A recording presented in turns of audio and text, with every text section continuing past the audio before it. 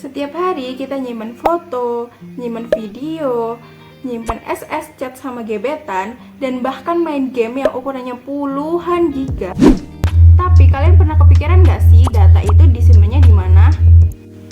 Di HP, di laptop, atau di awan beneran kayak yang namanya cloud?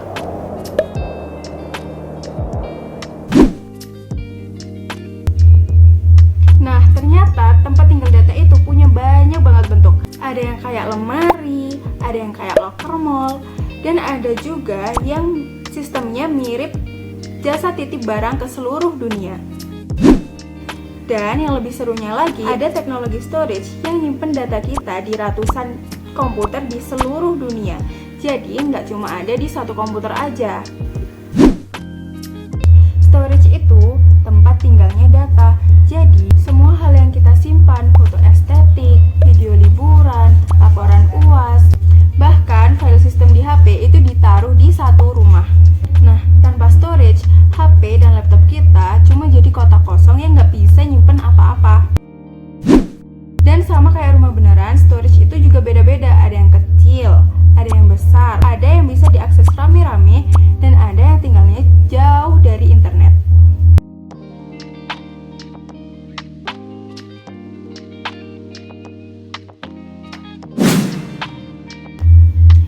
HDD di sini bisa dianalogikan seperti lemari zaman dahulu. Isinya muat banyak banget barang.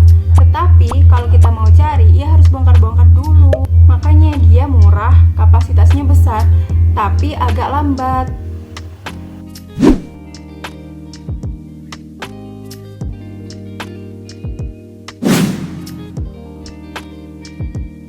SSD di sini bisa dianalogikan dengan rak terbuka yang estetik. Semua barang yang terlihat bisa diambil gampang banget dan super cepet. Makanya HP modern, laptop gaming, semuanya pakai SSD.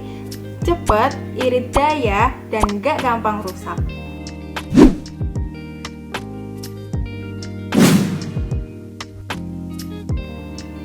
Cloud storage itu locker mall yang canggih.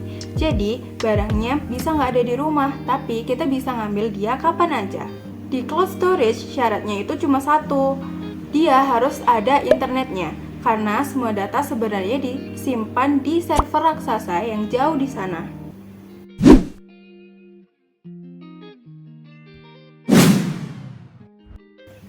Selanjutnya ada NAS. NAS ini bisa dianalogikan dengan satu lemari yang dipakai seluruh anak kos. Jadi selama ada satu jaringan wifi, semua orang itu bisa ngambil.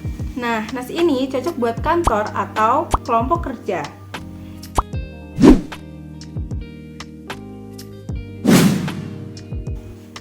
Selanjutnya ada DAS. DAS ini juga bisa dianalogikan sebagai tas yang selalu nempel ke kita. Contohnya flash disk, HDD eksternal, dan SSD eksternal. Jadi mereka itu praktis dan tinggal colok.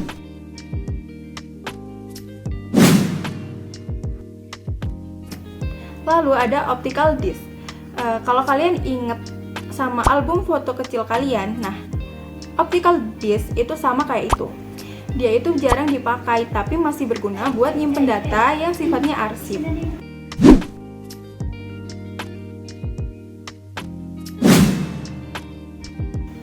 Yang terakhir ada tape storage.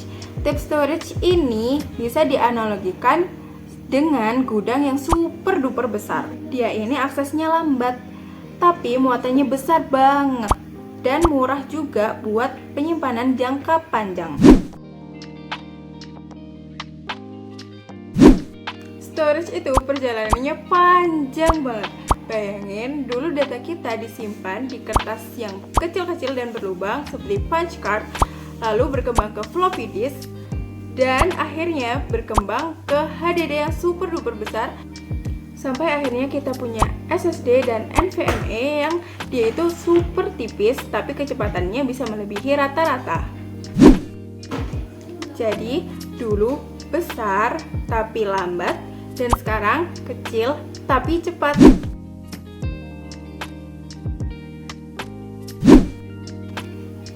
Di dunia modern, penyimpanan semakin bergeser ke internet. Tapi ada masalah, kalau misalkan data kita disimpan di satu server pusat dan server itu mati, maka data kita ikut mati juga. Itu namanya single point of failure. Solusinya adalah penyimpanan terdesentralisasi blockchain.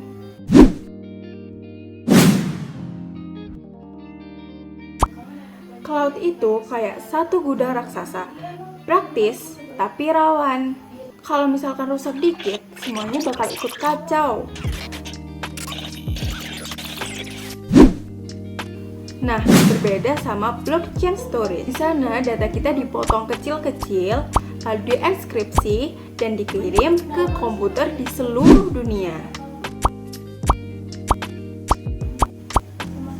Jadi, kalau misalkan satu komputer rusak, santai, masih ada berpuluh-puluh cadangan lagi. Mulai dari lemari tua bernama HDD, rak estetik bernama SSD, sampai locker online di cloud, dan sistem toko titip barang sedunia alias blockchain, semuanya punya cara tersendiri buat nyimpen data kita secara aman, cepat diakses, dan gak gampang hilang. Dan kedepannya teknologi ini bakal makin penting, bukan cuma buat nyimpen foto, tapi buat kesehatan, industri, bisnis, dan keamanan negara. Terima kasih sudah menonton, dan semoga penjelasan tentang storage ini bisa lebih gampang dipahami.